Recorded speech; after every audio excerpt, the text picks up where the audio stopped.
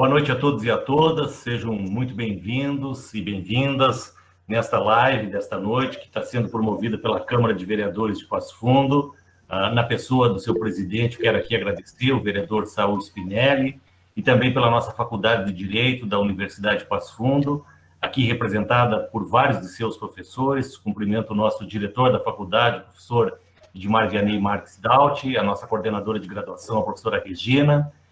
Queria saudar também os palestrantes que vão estar conosco nesta noite, o doutor Guido Arturo Palomba, que é médico psiquiatra, já vou falar um pouquinho mais sobre o currículo dele, o doutor Luiz Cristiano Aires Enger, se eu não errei, doutor, eu acho que eu fiz a inversão, né, é Enger Aires, né, isso eu sempre troquei, né, que é juiz da 2ª Vara especializada em família e sucessões aqui em Passo Fundo, a nossa colega a professora Renata, professora mestre Renata Tagliari, que é professora de Direito de Família, cumprimentar a doutora Cleonice Rodrigues Aires, que é promotora de Justiça, enfim, os nossos alunos da Faculdade de Direito aqui de Passo Fundo e de todos os nossos camping, Passo Fundo, Carazinho, Soledade, Casca e Lagoa Vermelha, todas as pessoas que estão acompanhando através do Facebook da TV Câmara, através da TV Câmara e de outras plataformas, né, que podem acompanhar essa importante live que a gente está realizando na noite de hoje. Estamos recebendo com muita alegria o Dr. Guido Arturo Palomba, que graduou-se em 1974 pela Faculdade de Ciências Médicas de Santos e especializou-se em psiquiatria forense, com o título reconhecido pela Associação Médica Brasileira, Associação Brasileira de Psiquiatria e Sociedade Brasileira de Medicina Legal. Foi médico e médico-chefe do manicômio do Judiciário de São Paulo, no período de 75 a 85, é perito habilitado nos tribunais judiciários de São Paulo desde 1975. Doutor Guido, vou pedir a gentileza para não ler todo o seu currículo, né, o seu qualificado currículo, né, extenso e altamente qualificado, mas o senhor é reconhecido em todo o Brasil e fora do Brasil como uma referência nesse tema que nós vamos tratar, que é a alienação parental. Dificilmente alguém que é da área e mesmo alguém que acompanha os veículos de comunicação, as redes nacionais, seja de TV, de rádio e jornais, já não ouviu falar no seu nome, doutor Guido. Então, eu pediria essa licença de não ler todo o seu currículo em função disso. E nós vamos iniciar, então, com a sua fala sobre esse tema, alienação parental, que desperta tanto interesse. Nós temos aqui, como eu disse, alunos da Faculdade de Direito e pessoas de todo o estado do Rio Grande do Sul e do país, num tempo inicial de 30 minutos para a sua fala. Depois nós teremos a manifestação do Dr. Luiz Cristiano e também da professora Renata. Mas antes de passar ao senhor, eu vou encaminhar o nosso diretor, o professor Edmar Vianney Marques Dauti, que vai fazer a saudação de abertura dessa live. Boa noite, professor Dauti. Boa noite, professor Rogério. Boa noite a todos que estão nos acompanhando. Uma saudação especial aos nossos debatedores, já nominados pelo professor Rogério, vou me permitir não repeti-los. Também aos nossos convidados, doutora Cleonice, que atua na Promotoria da Infância, professor Gradim, nosso coordenador de extensão, professora Regina, nossa coordenadora geral, aos alunos também da psicologia que estão nos acompanhando neste evento, um agradecimento muito especial à Câmara de Vereadores, na pessoa do seu presidente Saul Spinelli. Além deste evento de hoje, nós estamos organizando a repetição dessa parceria para o que será o maior evento jurídico do Brasil, que realizar-se-á em novembro de 2020, daqui 2 meses.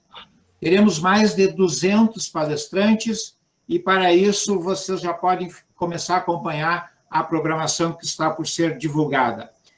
Tudo isso porque visamos trazer o melhor para os nossos alunos. E quando temos a presença de Guido Palomba, de Renata Tagliari, de Luiz Cristiano, com certeza é absolutamente uma live imperdível. Agradecemos a vocês na condição de apresentadores e debatedores, um agradecimento muito, muito especial ao nosso caríssimo reitor de extensão, professor Rogério, e aos alunos em especial. Os alunos são a razão da nossa existência. E que bom que vocês estão presentes, nos prestigiando, juntamente com toda a comunidade que nos acompanha pela TV Câmara na comunidade aberta. Sejam todos muito bem-vindos. Obrigado, professor Rogério. Obrigado, professor Daut, diretor da nossa Faculdade de Direito, doutor Guido, que é uma faculdade que tem 64 anos de uma trajetória de trabalho, de formação de profissionais na área jurídica. É uma das 4 faculdades mais antigas do Rio Grande do Sul, né? Ela foi fundada em 1956. Bom, o pessoal está pedindo aqui para me informar também que após a fala dos nossos palestrantes, será disponibilizado no chat um link com formulários para os ouvintes receberem os atestados de participação nessa live. E que também as perguntas podem ser encaminhadas pelo chat do Facebook, né? As pessoas que estão acompanhando pelo Facebook da Câmara de Vereadores. Bom, doutor Guido, a gente sabe da importância desse tema, alienação parental, e o senhor, como uma autoridade, é um motivo de que todos nós estejamos aqui para aprender, para lhe ouvir e aprender um pouco mais com o senhor. Seja muito bem-vindo a esse evento da Faculdade de Direito da Universidade de Passo Fundo e Câmara de Vereadores de Passo Fundo. Boa noite a todos. É uma grande honra para mim estar presente nesse debate.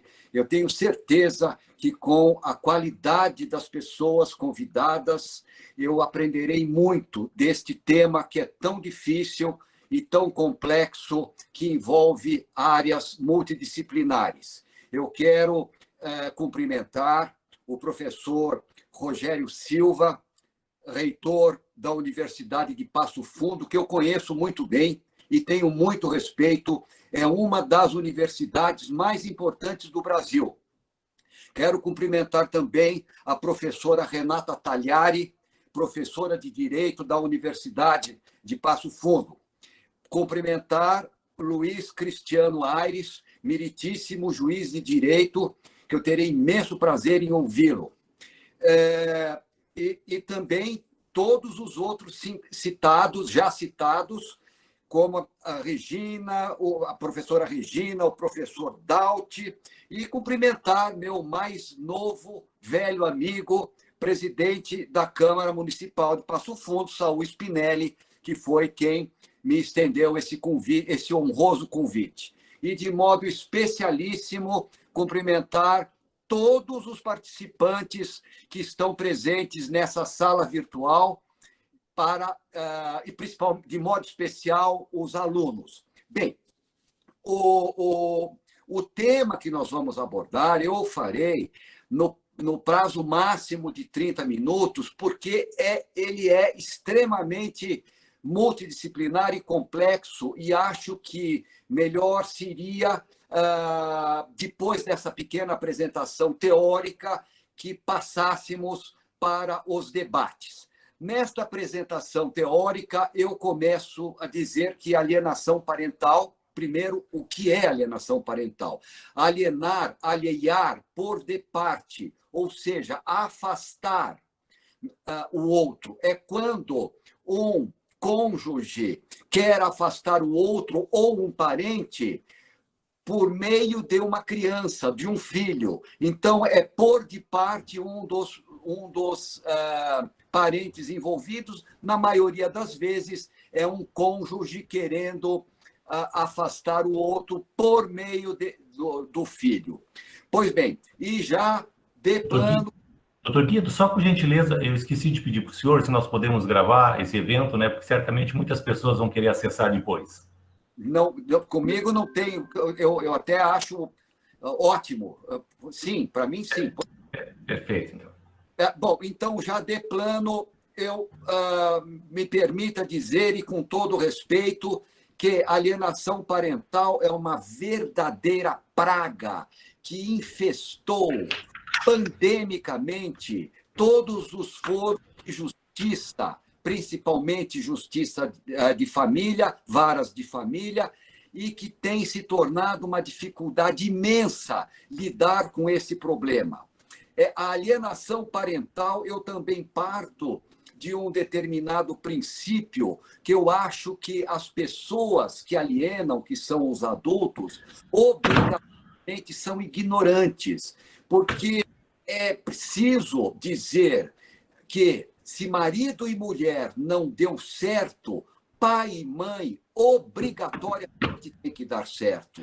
isto é para o bem do filho. Então, todas as vezes que é usado desse expediente de alienar um cônjuge por meio de um filho, é sempre uma ignorância. Ou essa ignorância tem uma característica culposa, quando a pessoa acha que está fazendo bem, afastando o outro cônjuge, acha que está, então, portanto, age daquela maneira, ou que é uma ignorância, e jamais está fazendo bem, afastando um dos genitores. Salvo em casos raríssimos, raríssimos que depois podemos debater. Ou é dolosa, quando este menor é usado para agredir, ou para, enfim, agredir o outro cônjuge.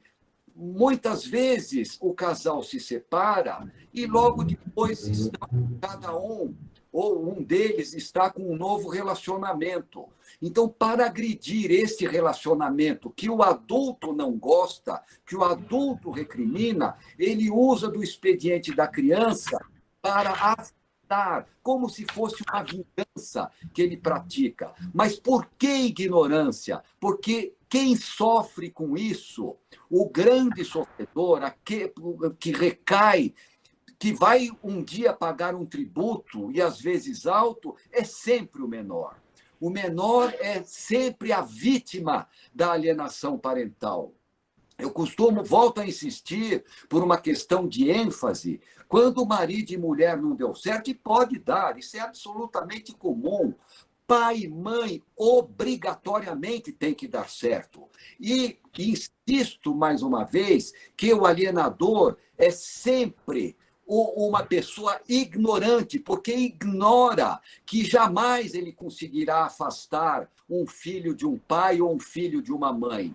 Pois até os adotados, as crianças adotadas, quando se tornam adultas, elas vão querer saber quem são os pais biológicos. Jamais se consegue afastar. O que se consegue é quando é criança, que ela não tem capacidade de reagir a toda aquela carga psicológica negativa de falar mal de um dos cônjuges, não é? Quando a criança tiver o seu discernimento, a sua capacidade de entender e determinar-se, o que ocorre na maioria das vezes é ela voltar-se contra o cônjuge alienador. Isto é muito comum. E aí, sim, o estrago já está feito. A criança já está pagando um tributo alto e agora adulto fazendo o seu julgamento contra aquele que alienou. Bem, o grande problema das alienações parentais, que eu vejo um problema extraordinariamente grave. Esta é a grande praga. Eu insisto por questão de ênfase, extraordinariamente grave é quando um dos cônjuges, pai ou mãe, ele acusa de pedofilia, de abuso do filho, de atos libidinosos ou algo que o valha. Isso é uma praga que infestou praticamente todas as varas de família. Tem um caso citado sobre isso. E, normalmente, essas acusações são falsas, absolutamente falsas. Agora, o grande problema que ocorre é que, quando há esta acusação, às vezes, normalmente, crianças de tenra idade, 3, 4, 5 anos, 6 anos, quando muito, acusa que o outro cônjuge, ou o pai ou a mãe, está abusando dessa criança. E quando isso vai à justiça, vai ao juiz, ele não tem muita opção. A primeira coisa a fazer é acabar com as visitas. Mas essas acusações, a grande maioria, são acusações falsas. E elas partem de absolutamente nada. Elas partem de interpretações ou erradas, ou interpretações dolosas, normalmente dos genitores ou dos avós, muitas vezes eu já vi isso. E acusações até de pedofilia, de abuso do menor por parte dos avós. O que costuma acontecer? O caminho natural, o caminho comum que se vê nos processos é o seguinte: pai e mãe separados, aí a criança volta da visitação. Por exemplo, eu vou usar o pai aqui. Volta da visitação do pai, a mãe vê ou percebe que a criança tem um prurido vaginal ou uma vermelhidão, ou algo nesse sentido, ela passa a interpretar. Isso eu estou falando nos casos apenas de ignorância, não dolosos, apenas nos casos culposos. Acha que aconteceu alguma coisa. Então, pergunta para a criança de 3, 4 anos: o seu pai mexeu, tocou você?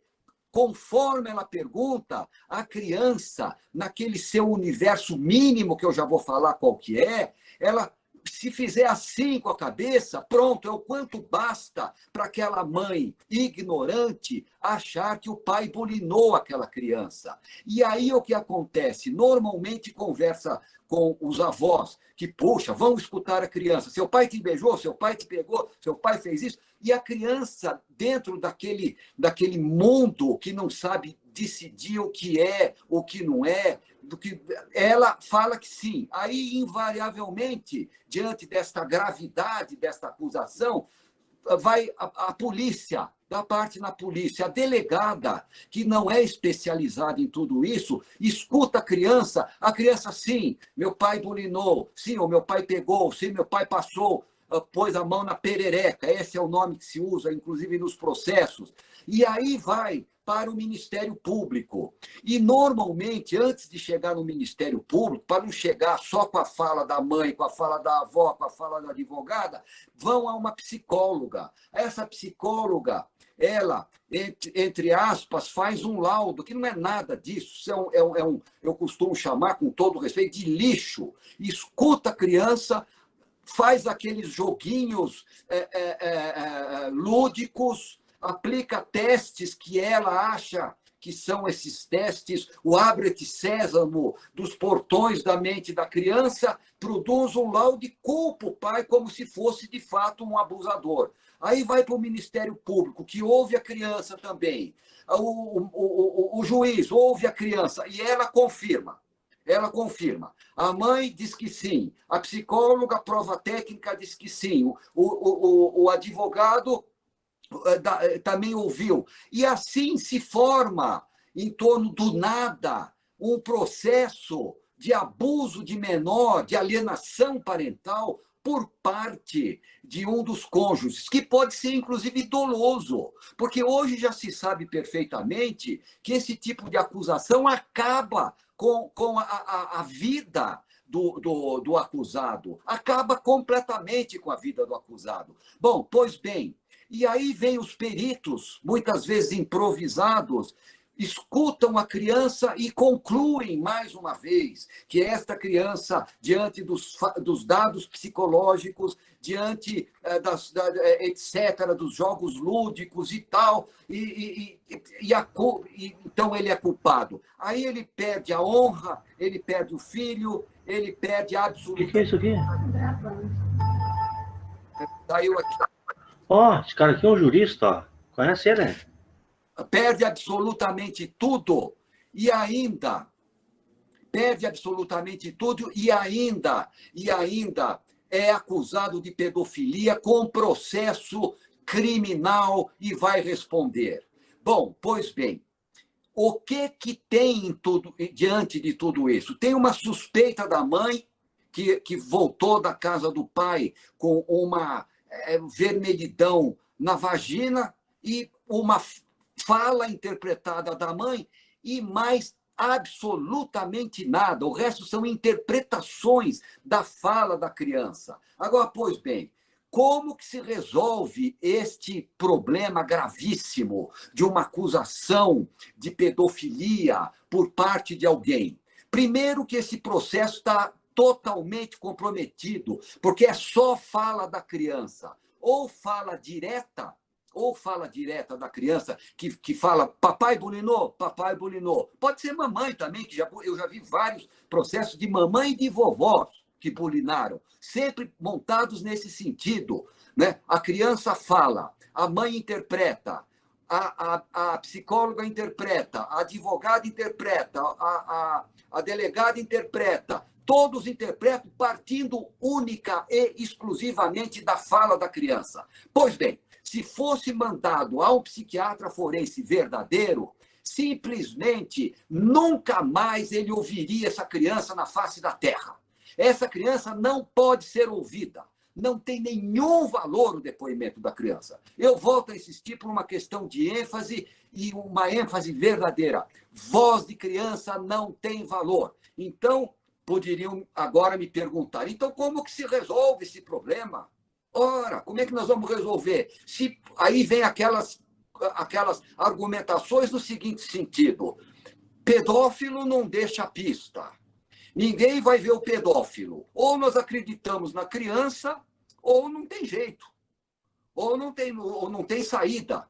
Lembrando que o laudo da psicóloga também é o laudo baseado na fala da criança. É tudo só a criança que diz. Então não tem saída. Então nós vamos deixar um suspeito, um pedófilo solto, né? De forma alguma, existe uma forma perfeita para se resolver esse problema. Volto a insistir, criança jamais. Não se ouve criança, porque a criança está absolutamente comprometida. Absolutamente comprometida. Eu vou ler só algumas das possibilidades que tem a criança: sugestionabilidade, egocentrismo, lapsos minêmicos, fantasia, medo, egoísmo, trauma da separação. A criança, quando põe uma máscara de leão, ela não é um ser humano mascarado. Ela é o próprio leão.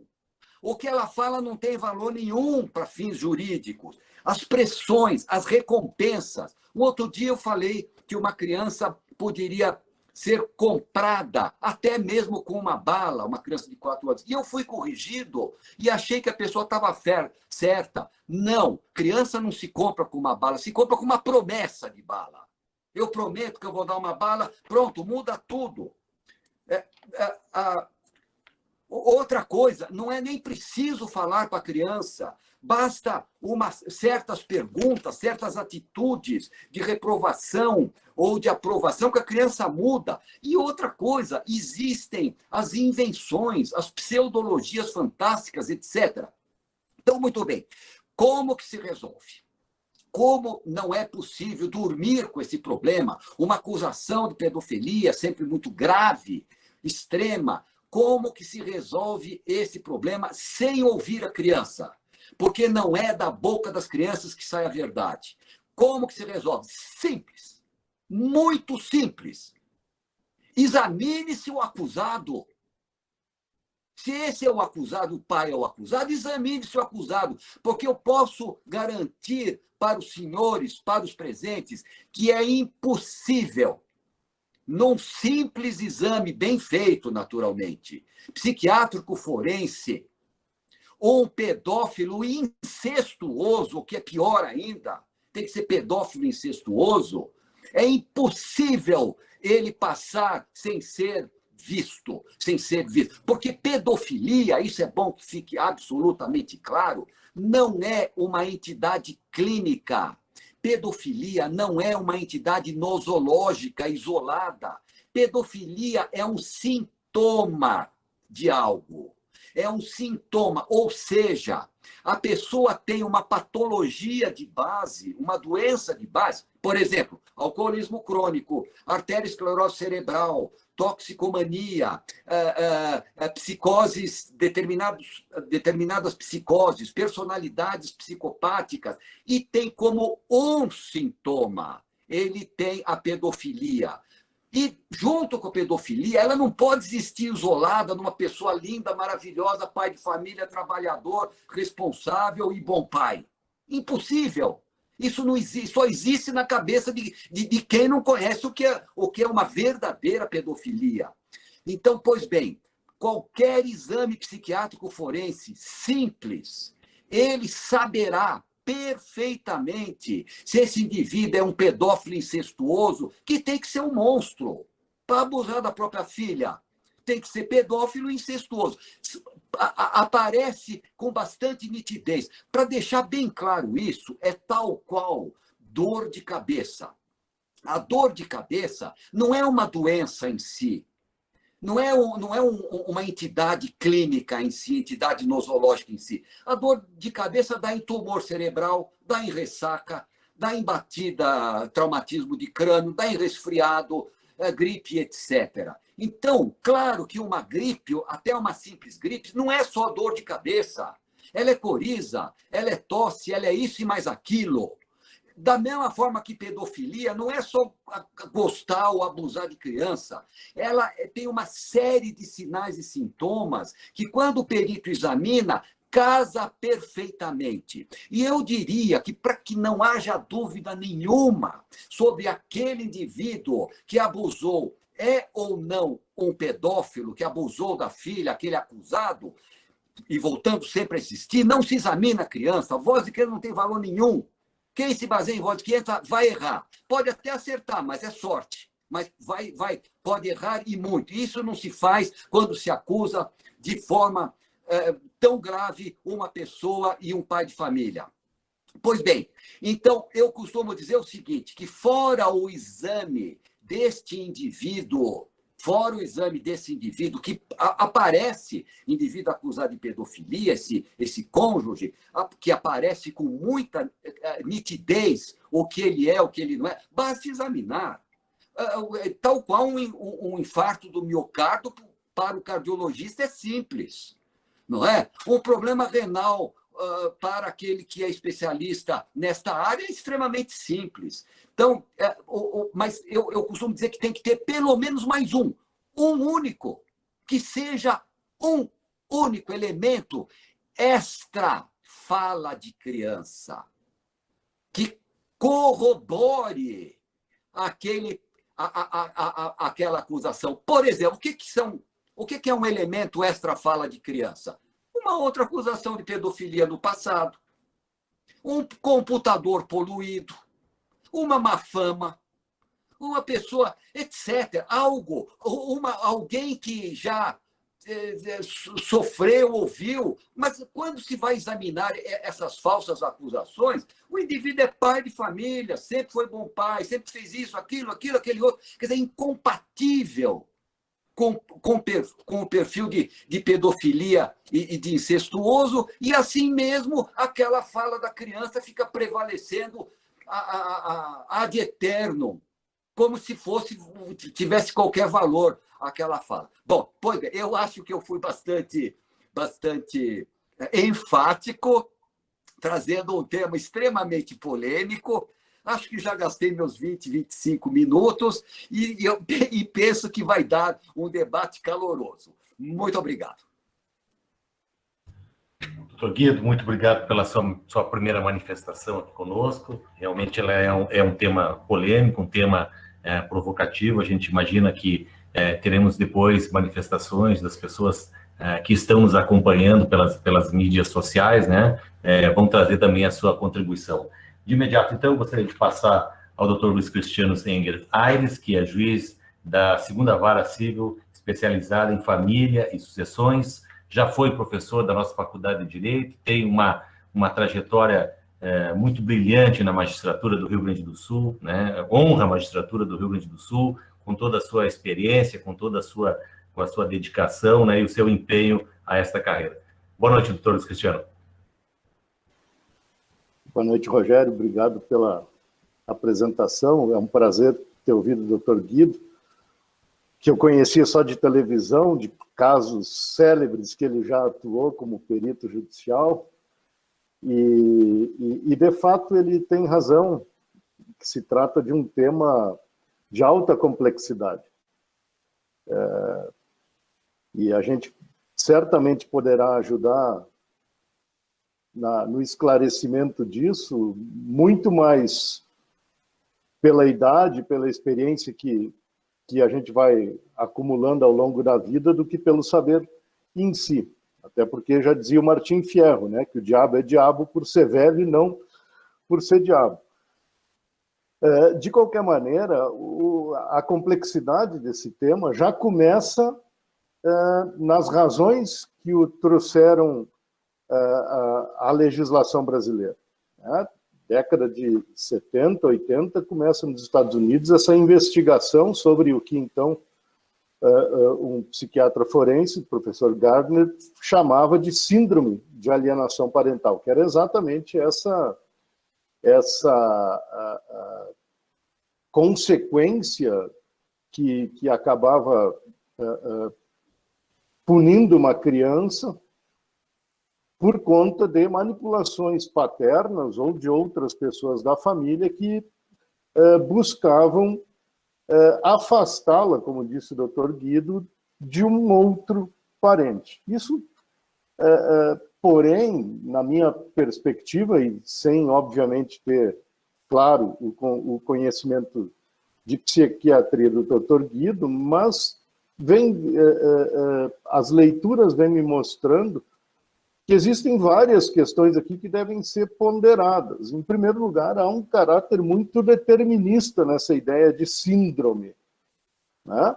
Mas o fato é que a legislação brasileira, através da Lei 12.318, que, aliás, completou 10 anos agora, em agosto, no final de agosto, acolheu essa ideia e introduziu no nosso direito, no artigo 1º, no artigo 2º, dizendo que considera-se ato de alienação parental a interferência na formação psicológica da criança ou do adolescente, promovida ou induzida por algum dos genitores, pelos avós ou por qualquer outra pessoa que tenha essa criança sob sua autoridade, guarda ou vigilância, com a finalidade de repudiar o genitor ou causar prejuízo ao estabelecimento e manutenção de vínculos com essa pessoa. Então, a ideia que está por trás da síndrome de alienação parental é exatamente essa de implantar, seja através de falsas memórias ou da destruição da possibilidade de vínculos, implantar na criança essa ideia que a afaste do outro genitor. A doutrina é pródiga em falar sobre isso, que essas implantações podem começar, inclusive, ao longo do casamento. A questão toda, e eu acho que essa é uma dificuldade que nós temos, e o Dr. Guido bem coloca, é que o determinismo dessa perspectiva contaminou, de alguma maneira, a lei.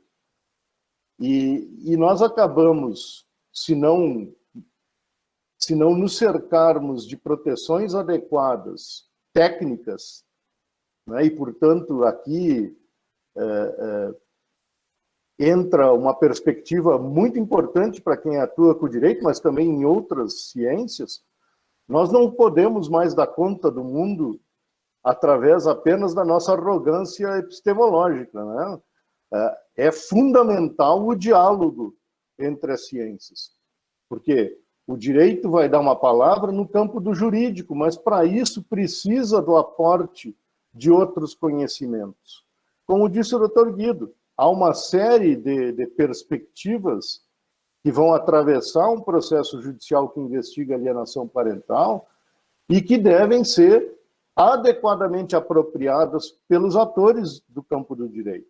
Até para que a gente não dê razão àquilo que Bourdieu dizia do campo jurídico como uma arena onde os especialistas do direito disputam o direito de dizer o direito. Ou seja, a gente vai ficar circulando em torno de conceitos sem ir a fundo e conseguir resolver aquilo que efetivamente está entregue ao judiciário.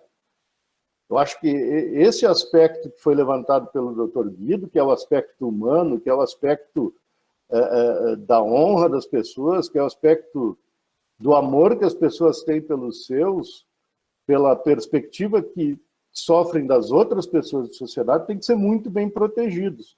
Ao mesmo tempo, e isso é importante, essa lei, por mais que tenha seus defeitos, ela foi criada para proteger as crianças e adolescentes.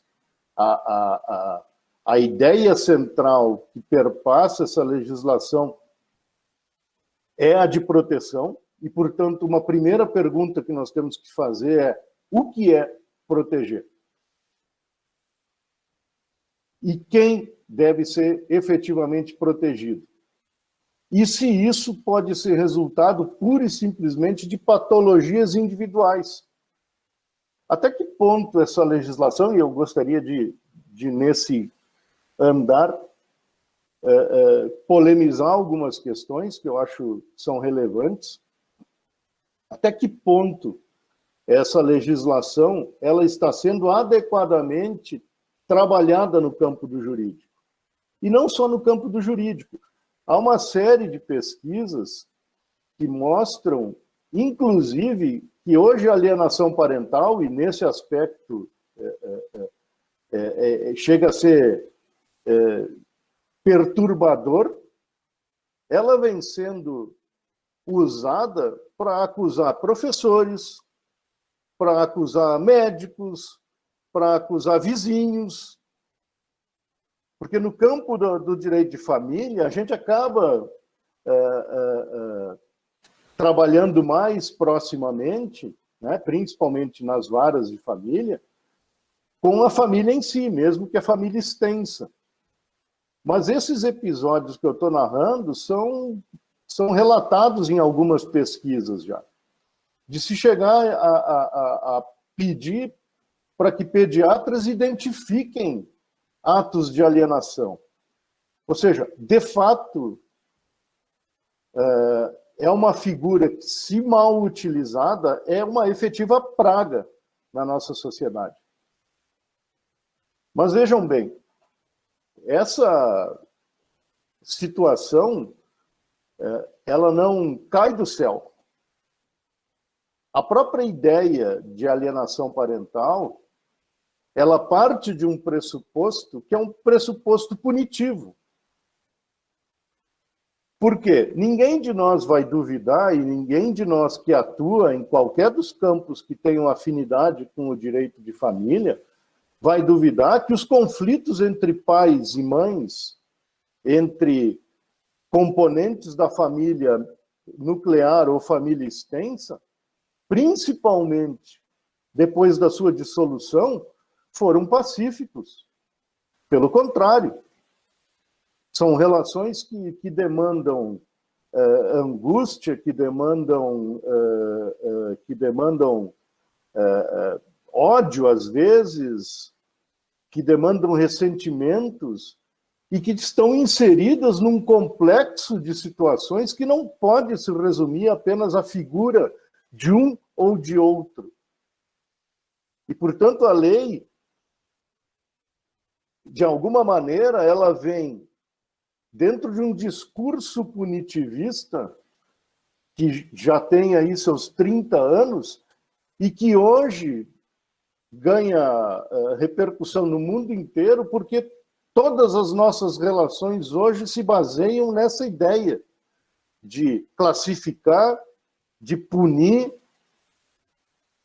de estigmatizar as pessoas. Então, compreender adequadamente o papel que essa lei pode cumprir dentro do espaço do jurídico exige questionar esses aspectos. E por que eu digo isso? Porque é algo simples. E o doutor Guido, que tem experiência, os professores que estão aqui, que atuam na área do direito, e os alunos que um dia estarão no nosso lugar, devem entender que o direito cumpre um papel central dentro da nossa civilização. Nós podemos até divergir disso, mas não há dúvida que o direito estatal, portanto, o Poder Judiciário, serve para proteger direitos e responsabilizar aqueles que praticam atos ilícitos, qualquer das suas esferas.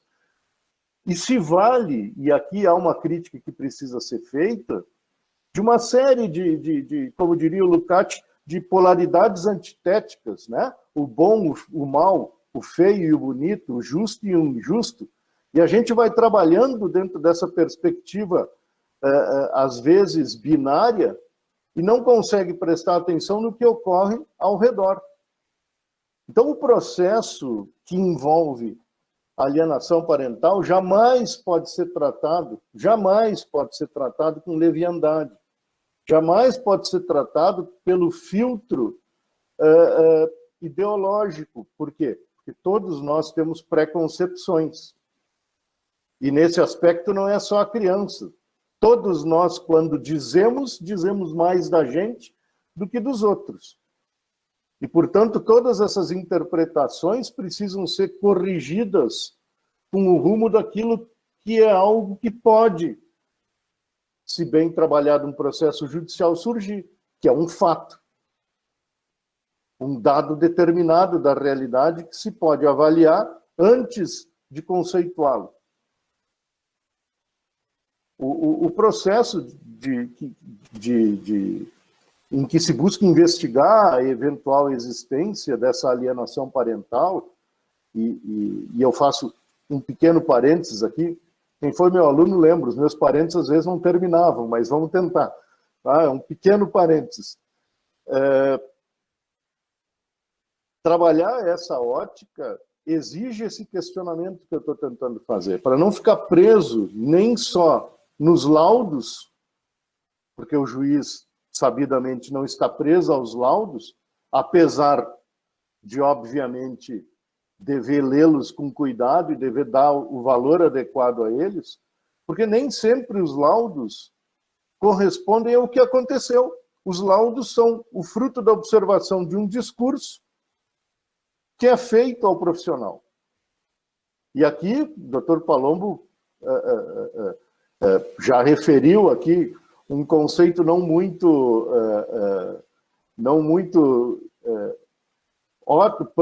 positivo de alguns laudos, né? E acontece, há profissionais em qualquer área de vários quilates. Portanto, quem deve receber esses laudos deve atender muito claramente não apenas o que ele disse, mas tudo aquilo que em volta se construiu para também confrontar com o que está no laudo, tentar ler um pouco além. Eu sempre dizia para meus alunos, quem trabalha com direito tem que ler. Muito. Se ler um pouquinho de direito, ajuda. Mas o resto tem que ler bastante. E cada vez mais é isso. Eu não posso ser um juiz de família sem ter lido alguma coisa de psicologia, não ter nunca ouvido falar em Freud, não ter lido alguma coisa de psiquiatria. É óbvio que não me cabe dar um laudo, é óbvio que não se espera de um juiz que domine com total segurança alguns conceitos, mas ele precisa saber do que se está falando. Ele precisa conhecer isso. Portanto, essa primeira crítica que eu faria, é preciso analisar essa legislação da alienação parental dentro, primeiro, de um rumo que a nossa civilização ocidental tomou de uns 30 anos para cá, na perspectiva do punitivismo. E isso eu falo aqui e a gente pode olhar para fora, porque as nossas sociedades não discutem mais, por exemplo, o crime. O que a gente tenta fazer? Punir. Só.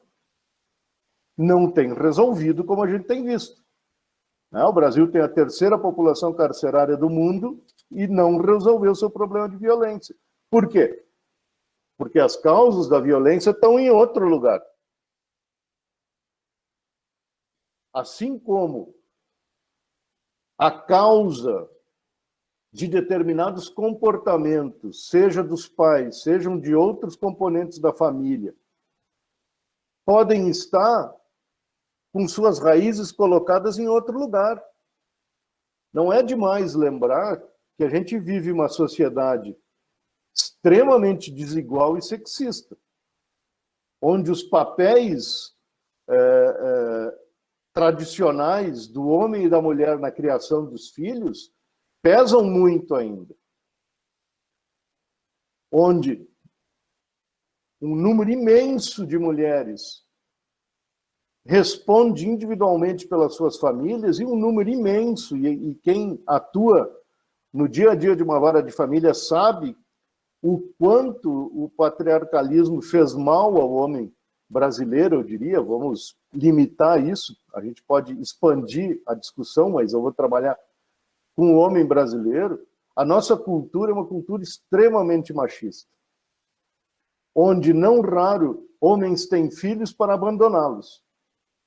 Aliás, uma colega minha já questionava isso, falava, esse aborto do homem ninguém fala, né? Porque fazer um filho e abandoná-lo, e não é raro que isso aconteça com os homens, né? Não é raro que aconteça nas famílias a violência doméstica. Aliás, a gente tem lei própria para isso. Não é raro crianças assistirem à violência dentro de casa. E todos esses aspectos vão refletir lá adiante. Portanto, se é verdade que a lei da alienação parental veio nessa perspectiva de proteção da criança, não é menos verdade que ela também tem sido usada nessa perspectiva que o doutor Guido denuncia. A perspectiva de uma lei que veio para punir quem não merece ser punido, vamos dizer assim. Esses cuidados nós precisamos ter. Nós precisamos saber separar essas situações. São várias as crianças que não querem ver mais seus pais ou suas mães. Qual é a razão disso? O que a lei diz lá? Pode ser considerado exemplificativamente forma de alienação parental. Dificultar o exercício da autoridade parental. Com todo respeito, tem gente, e nisso a experiência mostra que nem todas as pessoas que têm filhos são dotadas da capacidade ou da vontade de exercer adequadamente a sua autoridade de pai e mãe. Quando eu digo que dificultar o exercício da autoridade parental pode ser alienação parental, eu posso estar falando daquele pai ou mãe que impede o outro de fazê-lo. Não divide as tarefas, não divide as informações sobre o filho, decide por conta própria e depois avisa. Mas nós temos aquelas situações em que um deles não quer exercer autoridade. Se demitiu dessa função. Aliás, em boa hora, o Brasil reconheceu explicitamente, e eu vou chamar esse assunto para fazer um contraponto, reconheceu explicitamente a possibilidade, que obviamente já era possível no regime anterior, porque nunca foi vedada, mas reconheceu explicitamente e tomou como regra a guarda compartilhada dos filhos entre os pais. Tem muita gente que não quer saber disso. Não quer exercer a responsabilidade, e eu diria até o fardo de, às vezes, criar uma criança. Porque não é fácil. E nos ombros de quem fica isso? De regra. Não porque a lei assim o quer. Muito pelo contrário, a lei já, de algumas décadas, garante o exercício igualitário da parentalidade. Mas é por opção de alguns pais ou mães que não querem o compromisso, não querem perder o final de semana, não querem perder o churrasco com os amigos, mas um belo dia reclama que isso é alienação parental, que o outro está impedindo de exercer a sua autoridade. E não só isso, o exercício do direito de convivência, né? Então, vocês vejam que nós temos aqui um elenco de situações exemplificativas que podem caracterizar essa ideia de alienação parental, que eu, particularmente, prefiro trabalhar a parte da ideia psiquiátrica da síndrome. Por quê? Porque esses são atos que efetivamente depõem contra o interesse da criança, porque a afasta de algum dos seus genitores ou inclusive de troncos familiares. Porque às vezes não é só afastar do pai ou da mãe, é afastar de todo mundo que tem a ver com o pai e com a mãe.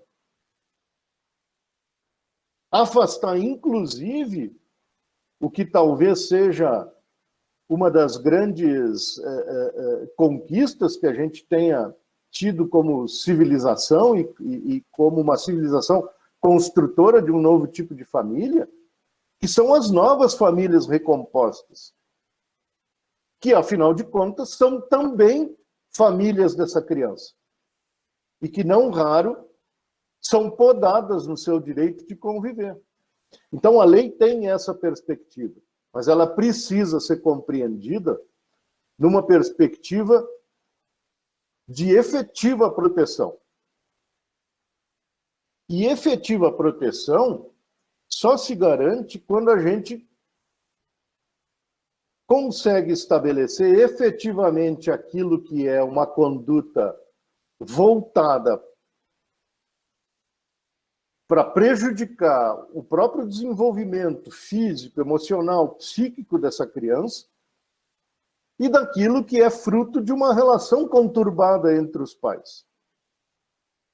Porque essas mesmas condutas aqui podem existir por uma série de fatores que não sejam patológicos. E quando a gente vincula essa ideia à síndrome, eu recorro a uma patologia, que, aliás, sequer é reconhecida no campo da medicina até hoje, a não ser que eu esteja completamente enganado, doutor Guido. Então, eu preciso olhar essas condutas dentro desse universo. E esse universo deixa pistas. Essa é a função que nós, que atuamos nessa área, temos. E, aliás, eu faria aqui uma crítica a todos nós, porque trabalhar nessa área, especificamente nesse ambiente das acusações mútuas de alienação, impõe a todo o profissional que participe desse ambiente a responsabilidade com a criança. Inúmeras vezes se vê laudos que praticamente advogam. O assistente técnico, ele vai defender a ciência. Ele vai tentar encontrar mecanismos não que sejam benéficos à pessoa que o contratou, mas que atinjam essencialmente o conceito do que se está buscando, que é descobrir se isso acontece ou não acontece, se essa criança tem algum prejuízo ou não tem, se algum pai está ou não agindo assim o assado. Então, os advogados, né, devem buscar, de uma maneira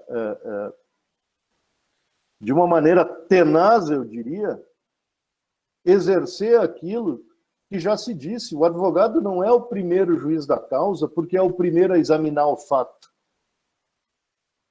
Já disse um grande advogado que o advogado é o primeiro juiz da causa porque é o primeiro a dizer: não, o senhor não tem razão, o senhor não tem direito. Investigar a fundo uma acusação dessas é responsabilidade que se exige. Porque não é só em juízo que se deve investigar a fundo.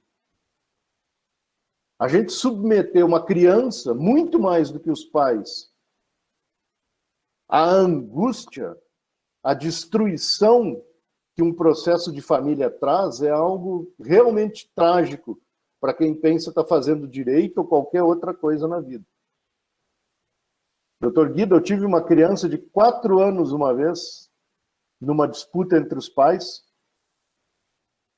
que num dos laudos, porque eu não costumo ouvir criança, apesar do senhor não ter um conceito que bata com o meu, eu costumo atribuir essa função a quem tem capacidade de ouvir e de gerar uma empatia melhor com a criança. Submeter uma criança a vir para uma sala de audiência falar com um juiz é um crime. Mas essa criança disse para um psicólogo a seguinte frase: 4 anos.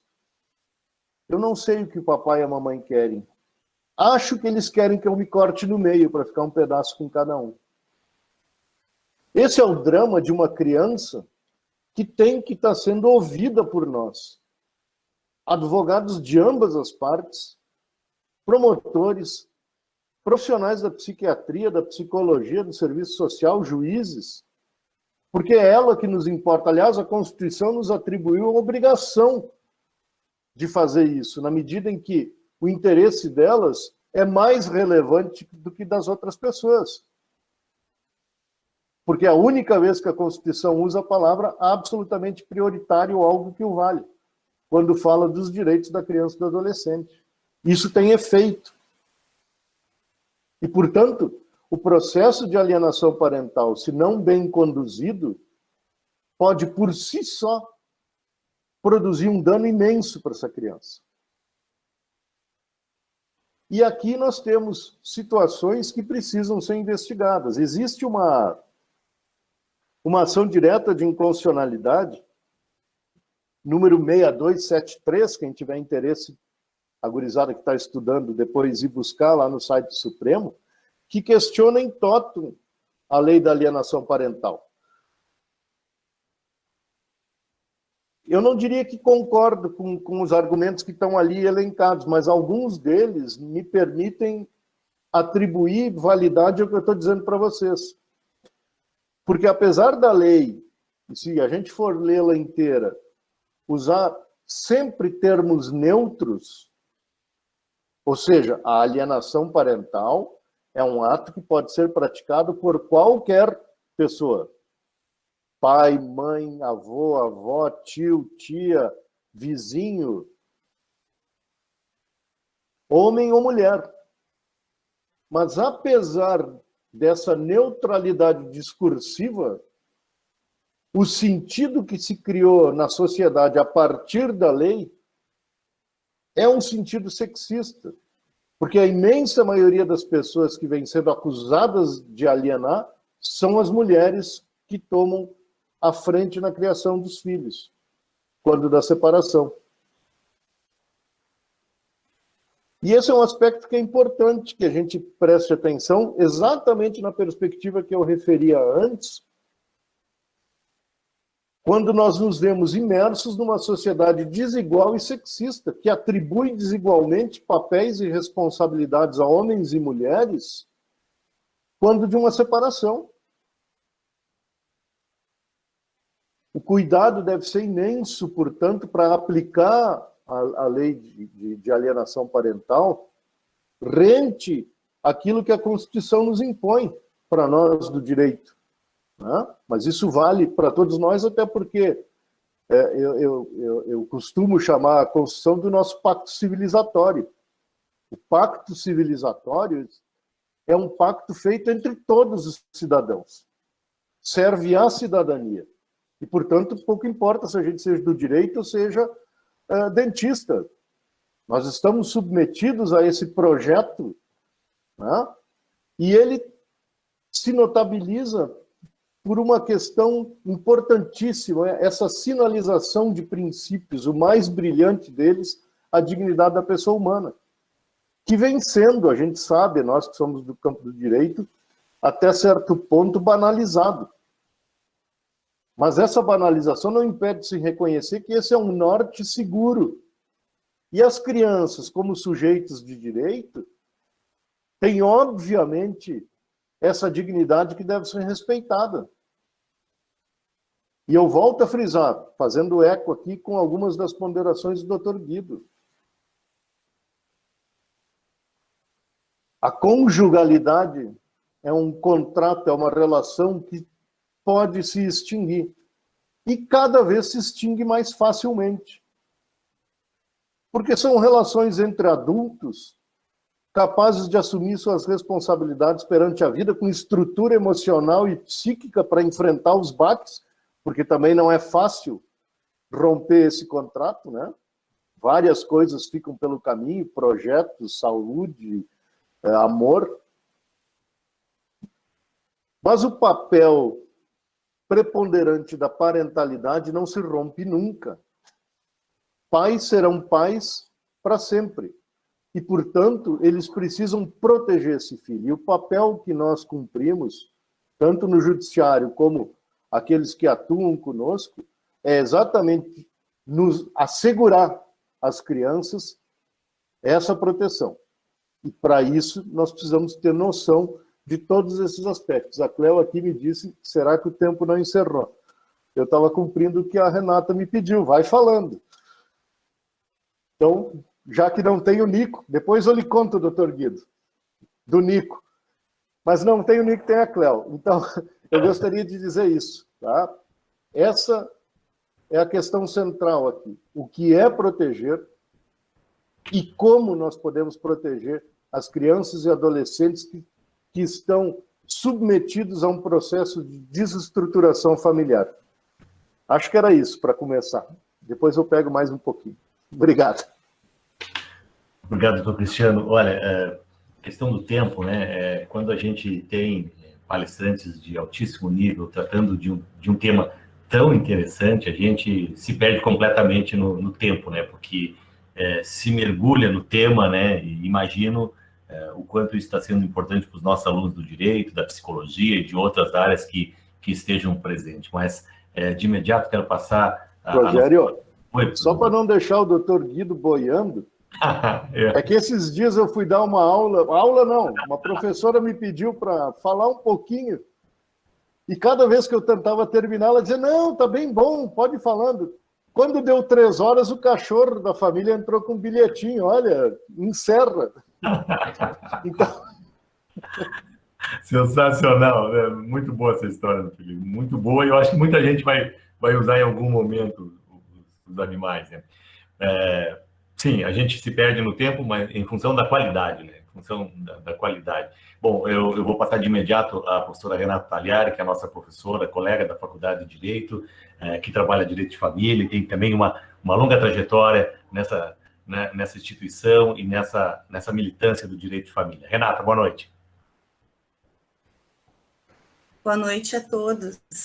Nós já nos cumprimentamos aqui antes, né? Eu não tinha só lhe cumprimentado, doutor Guido, em função, né, dos nossos contratempos iniciais, então realmente é um prazer para a instituição termos a sua companhia aqui, né, a sua fala hoje conosco. Doutor Luiz Cristiano, os meus colegas todos aqui, doutora Cleonice, nós conversávamos antes, inclusive, dessas questões caseiras, doutor Guido, né? Então descobrimos que o Nico tem mais do que uma situação de afeto canino dentro da casa do Cristiano, né? E agora acabamos de descobrir também que a doutora Cleonice, ela está assistindo a palestra mas com essa intenção já de dar uma puxada de orelha ali quando precisa, né? Nós estávamos bem aqui conversando, né? Mas ela se deu conta, talvez, né, que o assunto é tão caro para nós que é muito difícil de parar, realmente é muito difícil. Eu tinha conversado com o Rogério que hoje eu gostaria muito de ouvi-los, né? Eu gostaria muito de ouvir o senhor, de ouvir o Luiz Cristiano, em que pese nós temos uma convivência profissional aqui já de longa data, mas é sempre bom ouvir um colega de trabalho dessa forma, né? O pensar acadêmico, o pensar jurídico, então é muito importante isso para todos. Mas, em especial, aqui eu tenho que saudar os alunos, né? Assim, a razão de tudo isso, dos nossos pensar, né? Os pensamentos, enfim, dessa militância, é uma militância, assim, Rogério, né? De direito e família, é em função disso, é em função da gente, pelo menos, tentar, né? De alguma forma, deixar uma mensagem do que eles precisam crescer e querer viver num mundo melhor. Né? E isso passa, sim, pelo direito, por a sociedade que a gente está vivendo, o que ela pode ser melhor, qual é o nosso papel aqui dentro. Sem dúvida, né, o direito de família passa por tudo isso. Eu, particularmente, gosto muito de instigar a esse respeito. Né? Detesto aquela aula que ninguém se posiciona contra o que eu estou falando. Né? Isso me deixa meio nervosa, assim, né? Quando ninguém tem nada para me contradizer. Mas eu estou dizendo tudo isso justamente porque talvez eu vá agora não contradizê-los de forma alguma. Não tenho nem como contradizê-los, porque o doutor Guido trouxe situações muito, muito pontuais aqui, digamos, do pior que nós tratamos, né, com relação à alienação parental. Quando nós chegamos num ponto de tratar com situações de falsas acusações de abuso sexual, nós estamos tratando realmente com a última instância possível, né, de degradação, digamos assim, do ser humano como pessoa, né, que ele chega a esse ponto de utilização, né, de um filho numa situação tão delicada como essa. E aí o doutor Cristiano emendou, né, essa posição, colocando, então, esses cuidados todos inerentes que o judiciário precisa ter, certamente, né, o judiciário tem que estar muito atento a não só trabalhar com aquelas primeiras circunstâncias, né, também entendo muito nesse sentido, trabalhar de uma forma muito parcial, né, sempre, talvez, tendo um olhar só, ou da parte autora, ou da parte que está sendo, enfim, protagonista, né, dessa questão da alienação. Realmente são questões bem, bem importantes de serem discutidas, mas eu gostaria de trazer um ponto, talvez um pouco diferente aqui, para complementar essas relações todas. Eu vejo a situação da alienação parental, ou da lei, enfim, né, que tenta, né, ou tem esse intuito de proteger realmente a criança, que sem dúvida é a vítima dessa situação, né, sem dúvida nenhuma é a vítima, porque numa relação entre pessoas adultas, em que pese, muitas vezes, haver uma relação de poder maior de uma com relação à outra, às vezes é um poder aquisitivo financeiro, né, às vezes é um poder psicológico, enfim, persuasivo, né, de uma com relação à outra, mas essas pessoas são adultas, né? Elas têm realmente um mecanismo de ajuda, seja através de advogado, seja através da parte, então, da psiquiatria, psicologia, enfim, mas aquela criança não. Aquela criança, ela fica no meio daquela situação, esperando que alguém faça alguma coisa por ela, né? Então, ela não tem como buscar ajuda sozinha, né? Enfim, então, realmente, a criança é a principal vítima aqui, né? Então, eu vejo a lei da alienação parental tem uma percepção muito pessoal com relação a três aspectos, né? Eu vejo que nós tivemos, digamos, essa oportunidade, o judiciário, enfim, teve essa oportunidade de pensar sobre a alienação parental, sobre três aspectos que fazem parte de um contexto de evolução cultural, né? Fazendo, então, esse parênteses, que, obviamente, é uma evolução muito gradual, né? Eu não estou desconsiderando de forma alguma aqui todas as questões colocadas pelo doutor Cristiano, principalmente com a nossa cultura, muito nosso direito de família muito ligado ainda, né? Muito ligado à questão religiosa, né? A questões particulares, enfim, socioculturais, de cada região, e claro que isso interfere muito. Mas, ao meu ver, o que nós tentamos proteger aqui, né? Ou a que se deve essa busca, né, pela proteção da criança? Entendo que nós temos três situações que nos levaram a esse pensamento. Quais são essas três situações? Primeiro, quem são os culpados, digamos assim, por nós pensarmos na proteção, né, da alienação parental? A quem a gente... Claro, eu estou fazendo aqui, né, uma analogia, enfim, mas a quem nós poderíamos culpar essa lei existir hoje? Eu vejo, culpar no sentido figurativo aqui, eu vejo três situações. O pai é o culpado, o afeto é o culpado e a justiça é a culpada. Por que eu coloco essa situação figurativa de culpa? Porque o pai, como bem tratou o doutor Luiz Cristiano, ele sempre teve um papel muito definido socialmente, né? Há 20 anos atrás, talvez um pouco menos, inclusive, nós tínhamos, então, aquela figura do homem onde ele ia formar uma família e ele sabia exatamente qual era o papel dele ali dentro, né? Trabalhar, trazer dinheiro para casa, sustentar aquela casa e se aquele casamento, porventura, então, viesse a se desfazer, qual que era o papel dele como o ex-marido, né, naquela situação? Continuar provendo, né, ou seja, continuar pagando pensão para os filhos. E aí a gente vinha naquela situação de pais que, de vez em quando, lá, visitavam, né, que, graças a Deus, a gente nem trabalha mais com esse direito de visitas hoje, né, mas os pais convivem, graças a Deus, o pai não visita mais o filho, né? Mas o papel dele era esse, ele visitava aquele filho, né? De 15 em 15 dias, leva no shopping, enche de presente, ou seja, esse era o papel do pai. E de uma hora para outra, né, de uma questão cultural, de uma questão de valores diferentes que a gente começa a pensar, esse pai, ele começa a ter um outro valor, um outro papel dentro da família. Esse pai quer participar muitas vezes, né? Esse pai, ele deixa de ser só a fonte de renda da família. Por quê? Porque a mãe também tem outros objetivos na família, né? O papel da mulher também muda muito dentro da família. Então, na verdade, nós, sociedade, nós acabamos misturando muito esses papéis. Nós não temos mais naquela situação de que a mulher cabia determinado papel, ao homem cabia determinado papel. Então, a gente não precisava falar de alienação parental antes. Por quê? Porque o pai, na verdade, nunca se sentiu alienado, ele nunca quis participar, né? Ele não precisava participar, não era esse o papel dele.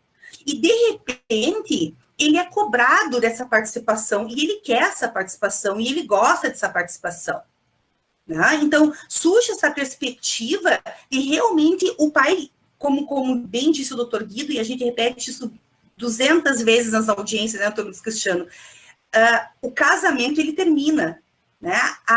A filiação, a parentalidade, ela é impossível de ser extinta com esse casamento. Infelizmente, é realmente o que acontece muitas vezes, né, doutor Guido? As pessoas misturam esses papéis, né? O ex-marido, ele não vai ser o ex-pai, né? E, então, eu vejo muito por essa perspectiva, esse estudo, essa preservação, digamos assim, de um direito que o pai começou a querer ter e, obviamente, que isso começa a entrar em conflito também com aquela figura da mãe que sempre foi uma figura super protetora, sempre foi a pessoa que amparou os filhos, que cuidou dos filhos, né, sozinha, e de repente ela se vê naquela situação que o pai quer dividir isso com ela, e muitas vezes é difícil dela aceitar também isso, né, essa divisão de papéis, né? Então, eu vejo muito essa situação da alienação parental como uma medida que ela veio, na verdade, por uma modificação da sociedade, né? Uma modificação onde o pai, ele começa, ou ele procura, ou a mãe está pedindo para ele, né, essa participação enquanto pai, não mais só enquanto provedor lá daquela família. Então, eu acredito sim, doutor Luiz Cristiano, que o patriarcalismo, ele ainda é muito enraizado na nossa, tanto no direito de família, mas na cultura e na sociedade, não tanto no direito, mas na cultura e na sociedade. Mas eu entendo que já foi muito pior essa situação, né, de papéis muito distintos. Esses papéis, eles estão se misturando, né? A mulher também está querendo outros papéis há muito tempo, né? Não é de hoje, né? Há muito tempo que ela vem também requerendo outros papéis sociais e familiares, né? Então, o primeiro viés eu vejo esse. O segundo, a questão do tratar o afeto nas decisões, né? Doutor Guido, com certeza, sabe com muito mais propriedade do que eu isso. Doutor Luiz Cristiano, obviamente que sim.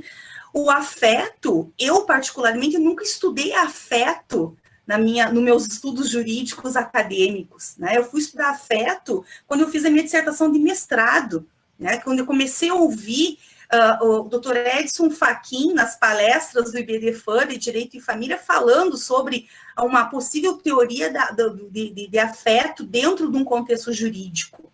Né? Então, esse afeto, ele passa, inevitavelmente, por essa avaliação de alienação parental. As pessoas querem esse afeto, buscam esse afeto, né? Eu quero ser pai, eu tenho esse direito de ser pai, né? De exercer a minha parentalidade, né?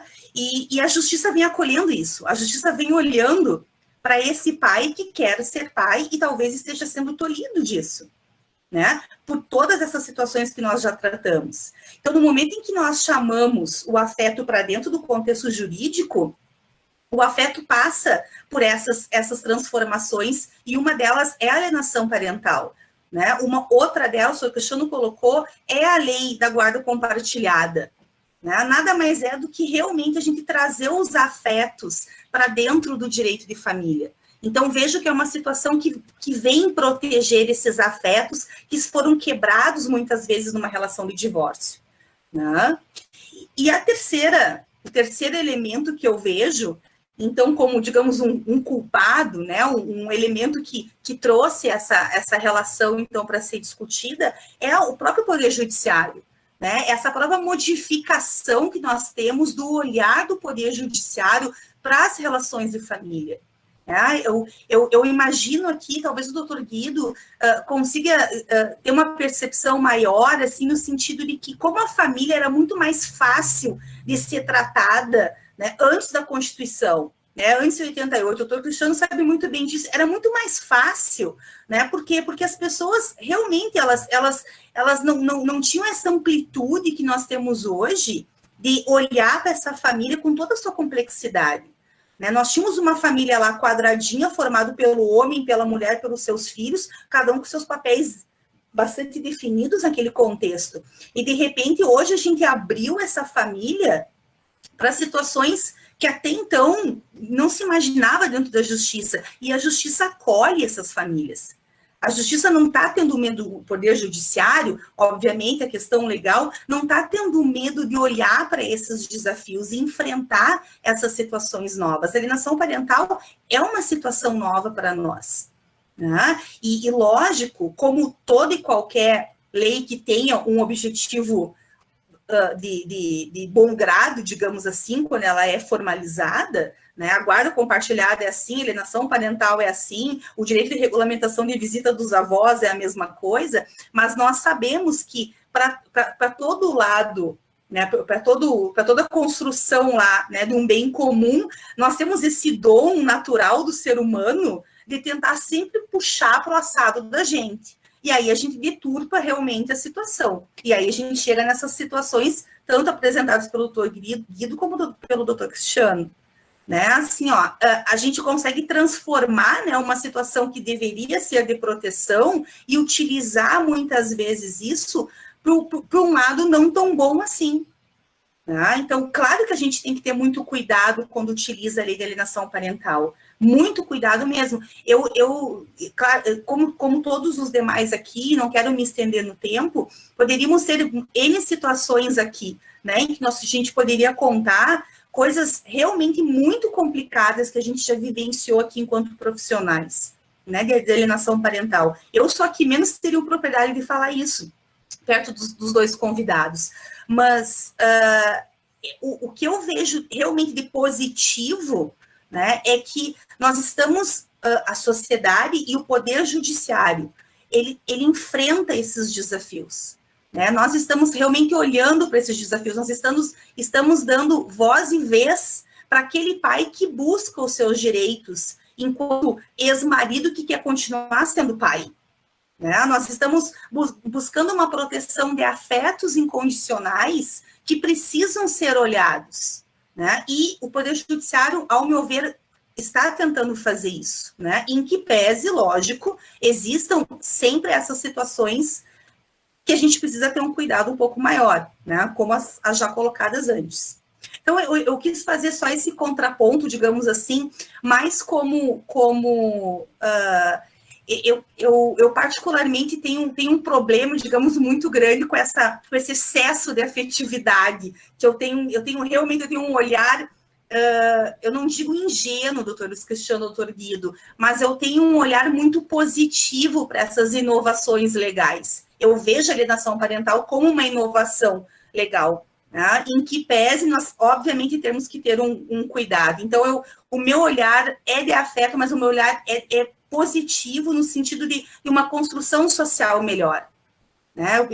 Realmente eu acredito que a gente possa chegar num momento, talvez, de não falarmos mais sobre alienação. Ou quando falarmos, aquele alienador, doutor Guido, ele saber exatamente que no momento em que ele faz uma falsa acusação de abuso sexual, ele realmente vai entrar num campo muito perigoso, né, na questão judicial. Então, acho que a gente pode chegar a esse ponto, obviamente, com uma evolução, né, de cultura, de sociedade como um todo, né, mas acredito que sim. É mais uma mensagem mais positiva, eu acho, Rogério, assim, estou provocando um pouco aqui, tá? Mas foi um prazer. Pena nós não temos nos conhecido aqui pessoalmente, doutor Guido, mas nessa época em que nós estamos vivendo, né, praticamente aí mais da metade do ano online, né, é engraçado, mas a gente começa já a se sentir amigo das pessoas pelo computador, né, então se sinta muito bem acolhido aqui na nossa universidade. Doutor Luiz Cristiano, eu vou me dar digamos assim, fazer uma consideração pessoal, digamos assim, né? É um abraço mais próximo por essa relação de trabalho aí de longa data, né? E talvez eu nunca tenha a oportunidade de ter lhe dito isso numa sala de audiência, por óbvio, né? Mas não sou só eu, mas várias pessoas que trabalham, militam, como diz o Rogério, junto à vara de família, lhe respeitam muito, justamente por essas posições muito francas, né, com relação à vida, né, a vida, as pessoas, e eu lhe digo que eu me filio a essa admiração, né, das suas posições francas com relação à vida.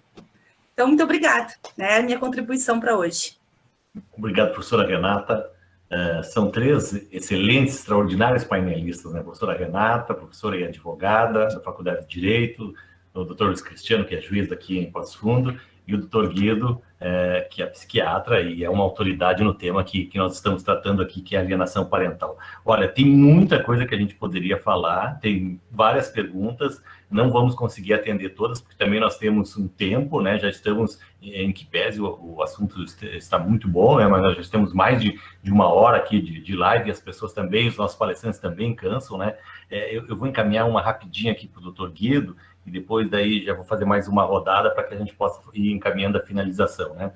Quais são os principais indícios da alienação parental, doutor Guido? E a dificuldade que a pessoa coloca aqui, como ela pode ser comprovada. Claro que também o senhor pode fazer aqui, retomar um pouco do que falou o doutor Cristiano e a doutora Renata, que, enfim, nós temos, eu fico até preocupado, porque tem uma infinidade de pontos que a gente poderia abordar, mas o tempo não nos permite que a gente aprofunde. Mas fica assim um gosto, já vai ficando aquele gosto de quero mais, né? Doutor Guido. O senhor está com o microfone ligado, por favor, doutor. Agora sim. Obrigado. Bom, antes eu quero logo no início, eu sabia que eu viria para esse encontro para aprender. E aprendi muito mais do que eu imaginava, com as aulas do professor Luiz Cristiano Aires, com ponderações muito claras, muito distintas e muito adequadas. Meus parabéns, professor Cristiano Aires, foi um prazer escutá-lo dessa brilhante colocação equânime, muito agradável, a fala do professor Luiz Cristiano. Da mesma forma, professora Renata Tagliari, eu me senti muito acolhido, adorei quando a senhora falou de receber com afeto, que a senhora coloca muito afeto. Eu diria o seguinte: continue colocando cada vez mais, porque vale a pena. Eu acho que o excesso de afeto não faz mal. O que faz mal é a falta de afeto. Então, meus parabéns, continue assim. Essa pessoa maravilhosa, pela sua fala também, com muitas colocações absolutamente pertinentes e importantes. Eu acho que cada detalhe daria uma conversa longa, mas o tempo é curto, então eu vou ficar atido ao doutor Luiz Cristiano, à doutora Renata, e essa pergunta que o professor Rogério fez. Eu tenho para mim, eu sou médico, então é claro que o exercício da medicina, da psiquiatria forense, é a interseção do, entre aspas, discurso médico com o discurso jurídico. Mas a minha formação inicial é sempre médica. Isso para dizer que eu não tenho jamais a cabeça de formado no direito. E é muito diferente a cabeça formada no direito e a cabeça formada na medicina. Não que uma seja superior ou inferior à outra, são formas diferentes de ver os fatos. Rapidamente,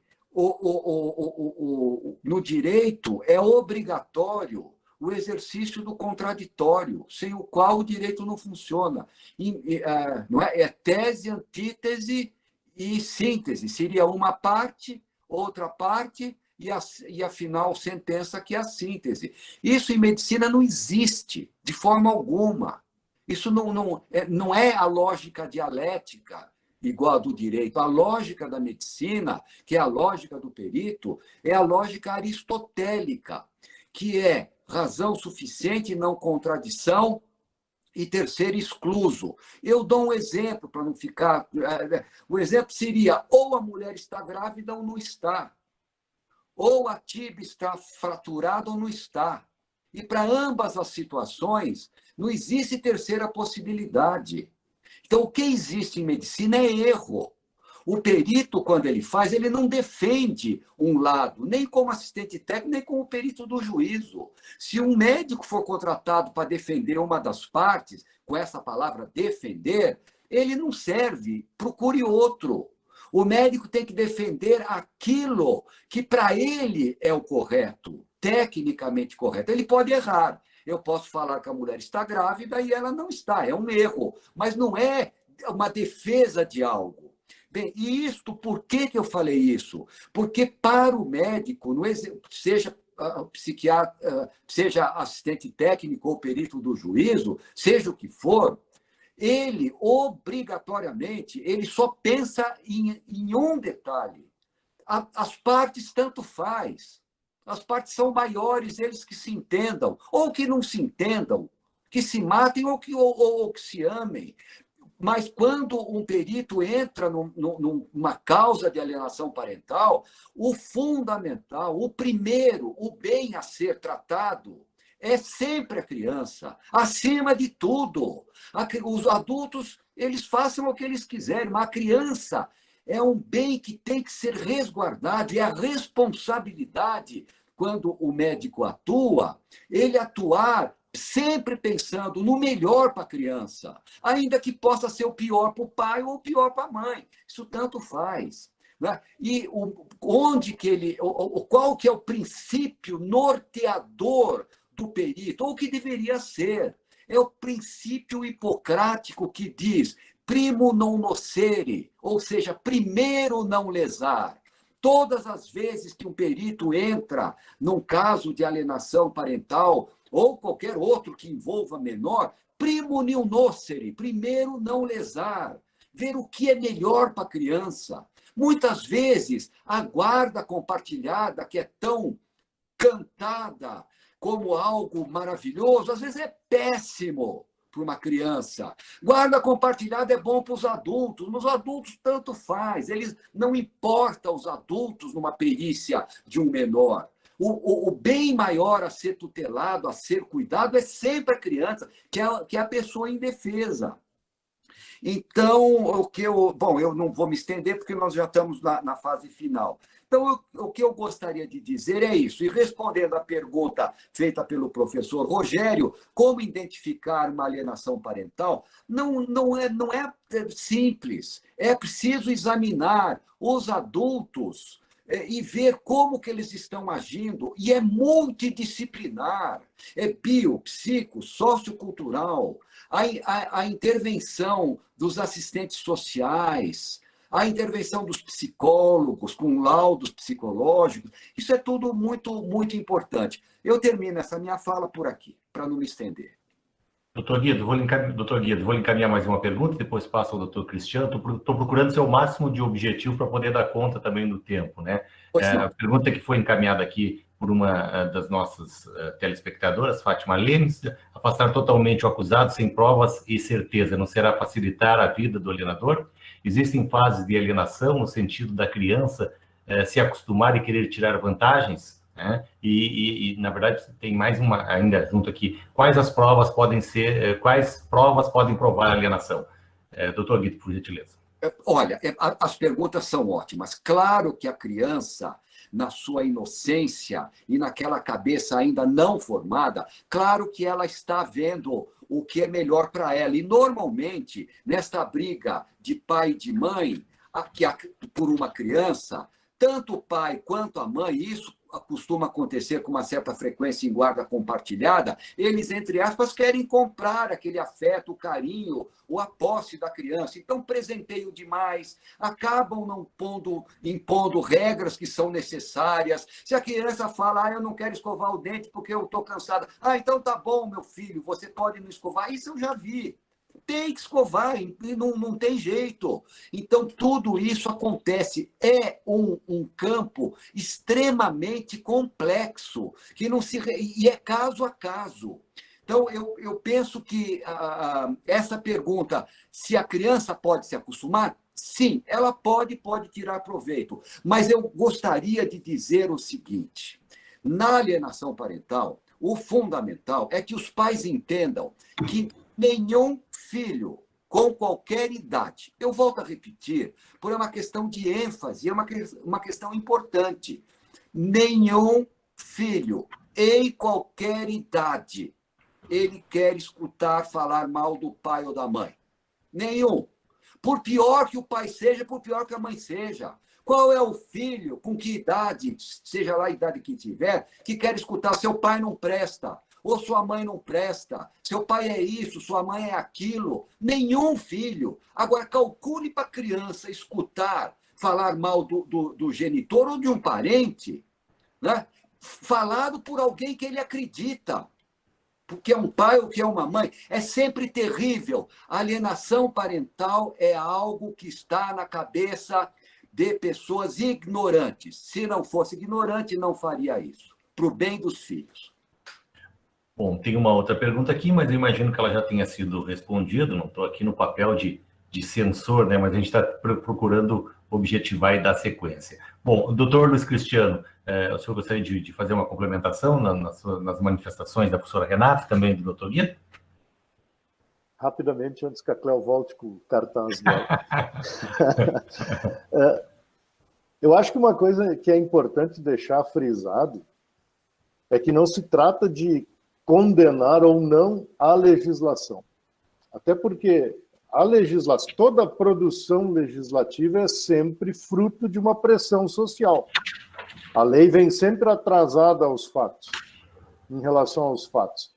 A questão é identificar que pressão foi essa que levou à edição da lei da alienação parental, que pressão foi essa que levou à edição da lei da guarda compartilhada, da convivência dos avós, ou seja, há, de fato, como diz a doutora Renata, um movimento de expansão e de responsabilização parental para o exercício dessas tarefas da paternidade e da maternidade.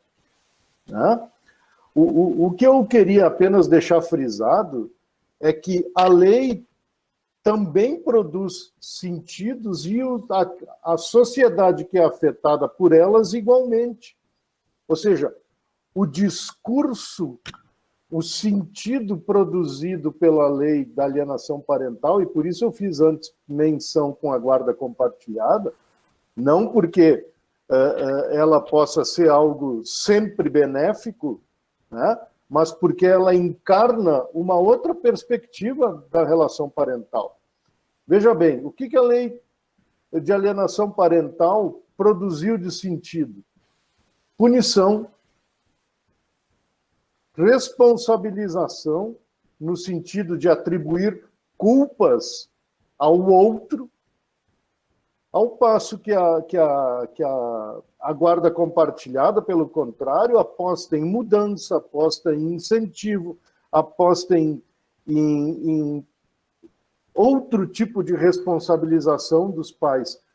O que eu estava, portanto, ponderando é o risco que nós temos ao analisar as legislações fatiadamente, sem compreender o complexo de relações que vai ser objeto da aplicação dessa lei, é a desresponsabilização, porque é muito fácil. Quando eu encontro um culpado porque as coisas não estão dando certo, eu me desresponsabilizo, a culpa é dele, a culpa é dela, não é minha. O caminho civilizatório que a gente também está apostando, para além da responsabilização por alienação parental, é a construção de uma família, mesmo dissolvida no casal, que mantenha as suas responsabilidades.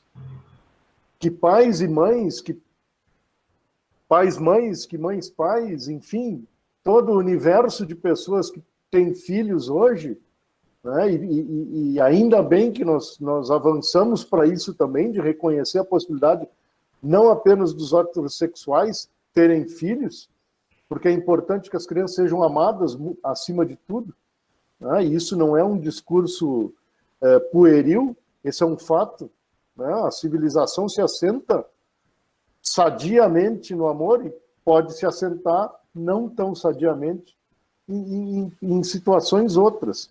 Mas o fato que eu queria apontar é esse, é o que a gente tem que trabalhar, mesmo num processo de alienação parental, é o outro lado da moeda. Não apenas da simples penalização, estigmatização, patologização. É apostar no compromisso desses pais com o bem-estar dos seus filhos. Que deixem, que encontrem, porque evidentemente existem posturas que são intencionalmente malévolas e tem posturas que têm alguma vinculação com o psíquico. Mas essas pessoas precisam encontrar um caminho que contemple o filho, a filha, os filhos, e não a si próprios. Porque papel, aliás, a gente cansa de falar, né, doutora Renata? Amar é, às vezes, abrir mão. Porque vai estar melhor numa outra situação. Eu preciso conseguir compreender, estabelecer uma relação de alteridade com o outro, pai ou a mãe do meu filho, que dê chance para a criança se desenvolver melhor. Se não for comigo, que seja com ela. Se não for com ela, que seja comigo. Mas essa compreensão os pais precisam ter. E o nosso trabalho, por mais que o judiciário não seja um local de tratamento, é acolher essas pessoas, porque o momento que elas enfrentam é sempre delicado. E o que a gente pode fazer por elas é fazer como a gente tenta. Encaminhar para mediação, encaminhar para acompanhamento psicossocial, fazer com que elas debatam os problemas dela, que elas próprias consigam encontrar alternativas. Isso funciona. Às vezes não, mas isso também funciona. Então, a minha ênfase era essa. Obrigado, doutor Cristiano. Professora Renata, mais uma manifestação? Não, Rogério, eu acho que, né, nós estamos muito bem contemplados com todas essas falas. Eu particularmente, se é para deixar uma mensagem, digamos assim, para os nossos ouvintes maiores aqui, que são os alunos, né, além de nós próprios que estamos aqui todos aprendendo, eu acredito que como pessoa, mas como profissional, eu digo que eu estou numa desconstrução contínua, né? Tanto como pessoa, pelas minhas raízes todas, né, culturais, sociais, econômicas, religiosas, políticas, eu vivo numa desconstrução que eu vejo como muito positiva, né? E como profissional, eu venho de uma escola, como todos nós, aqui provavelmente, né? E o doutor Guido deve, mesmo que não seja da área jurídica, o doutor Guido, o senhor vivenciou isso como participante do Poder Judiciário. A gente vem de uma escola onde a gente aprendia a brigar, né? O bom operador do direito, o bom advogado, ele tinha que brigar, né? Porque ele tinha que ganhar aquela causa. E o ganho de causa, hoje, graças a Deus, não passa mais pela briga, né? Hoje o ganho de causa, ele passa justamente na área de família, logicamente, né? Ele passa pelo olhar de saber quem deve ser protegido. E muitas vezes não é o nosso cliente adulto, né? Muitas vezes tem N aspectos que precisam ser protegidos, e quando se fala de crianças, sem dúvida nenhuma, a gente tem que abrir mão da briga, né, da advocacia, ou enfim, né, e pensar nesse olhar, graças a Deus, mais uma vez, doutor Guido, de afeto que a justiça me proporciona hoje. Eu aprendi uma coisa e desconstruí isso na minha profissão, e acho que me tornei uma pessoa e uma profissional bem melhor com essa desconstrução. É isso que eu procuro passar em sala de aula, né, que eles sejam pessoas melhores para eles e para a sociedade. Bom, a gente está chegando ao final, amigos, né? Já estouramos o horário que havia sido inicialmente previsto, o que não tem nenhum problema em função da qualidade, mas a gente precisa encerrar, né? Porque também temos outras atividades, os nossos palestrantes, os nossos alunos, os nossos professores. Quero agradecer a colega professora Renata Tagliari, professora de Direito de Família, professora mestre da Faculdade de Direito aqui da nossa Universidade de Passo Fundo, pela participação. Quero agradecer ao doutor Luiz Cristiano, que é sempre um prazer ouvi-lo, né? Sempre a gente aprende muito escutando o doutor Luiz Cristiano. Como eu disse, já foi nosso professor, doutor Luiz Cristiano, muito obrigado pela sua presença, pela sua contribuição e por sempre também atender aos pedidos da Faculdade de Direito, né? Quero agradecer a nossa coordenadora, a professora Regina Canalho, que está aqui conosco, nos acompanhando desde o início. Vários outros professores, se eu não citar todos os nomes, a gente peço desculpa, porque a gente às vezes não enxerga aqui, né? E de uma forma muito especial, agradecer ao doutor Guido, né, doutor Guido, por ter aceito esse convite, que foi intermediado pelo presidente da Câmara de Vereadores, o vereador Saul Spinelli, por ter aceito esse desafio de estar aqui nos ensinando, e que assim, o senhor é uma pessoa que a gente... eu estava escutando a entrevista que o senhor deu para a rádio aqui, para a nossa rádio da UPF essa semana, e a sensação que a gente tem assim, que já lhe conhece há muito tempo, que está ouvindo uma pessoa muito próxima da gente, como disse a Renata, né, que pede a distância que a gente tem. Mas também hoje facilitou, né, que a gente se aproxima dessa forma. Então, muitíssimo obrigado, né, em nome da Faculdade de Direito, da Universidade de Passo Fundo, por o senhor ter participado aqui conosco, e lhe passo para sua manifestação final. Doutor Luiz Cristiano também, se quiser fazer uma manifestação, né, mais uma vez, estamos aqui para ouvi-los. Eu gostaria apenas de agradecer, muito obrigado, professor Rogério Silva, muito obrigado, professora Renata Tagliari, professor Luiz Cristiano. Eu me senti, eu preciso falar, eu me senti em Passo Fundo, virtualmente, e não vejo a hora de passar essa pandemia, que só vai ser depois da vacina. Eu irei pessoalmente aí, mas eu me senti muito em casa. Muito obrigado por essa acolhida maravilhosa. Foi uma honra muito grande. Parabéns para a Universidade Passo Fundo, ao vereador Saul Spinelli, e uma super boa noite a todos. E, mais uma vez, muito obrigado mesmo de coração. Boa noite, doutor. Doutor Luiz Cristiano. Rapidamente, Rogério, só... cumprimentar o doutor Guido, como eu disse antes, já o conheci apenas de televisão, mas foi um prazer ouvi-lo, esse modo vibrante de falar sobre esses assuntos que são doídos, mas são apaixonantes, né? Porque tenho certeza de que todos vão trabalhar na perspectiva que importa, que é a perspectiva da proteção daquele que precisa ser protegido. Nós somos homens e mulheres capazes, e qualquer ação nossa deve se mirar pela responsabilidade de proteger os que não têm capacidade de fazê-lo por si próprios. De outro lado, agradecer o convite da faculdade e agradecer os ouvintes pedir escusas aí por qualquer excesso de tempo meu. Tá?